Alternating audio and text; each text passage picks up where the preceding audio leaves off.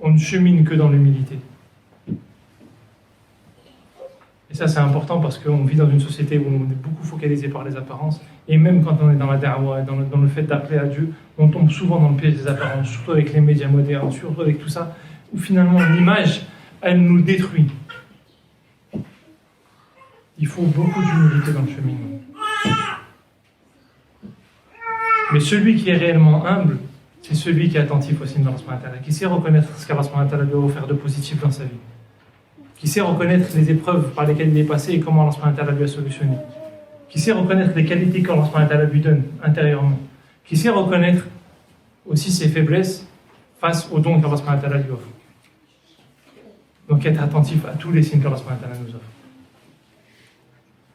Retrouver de l'attention, on ne sait pas être attentif, on ne sait plus être attentif, on ne sait plus prendre le temps d'observer.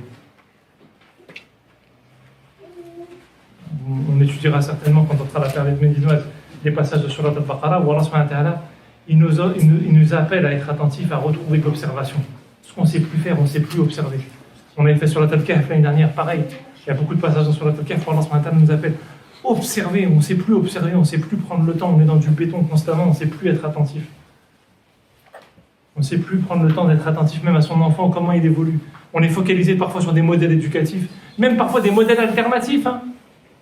Mais ton enfant, peut-être qu'il n'a pas besoin d'un modèle alternatif, il a besoin d'aller à l'école comme tout le monde.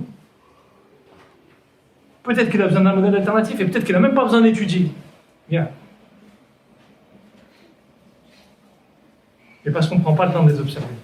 On est focalisé par des convictions qui nous détruisent.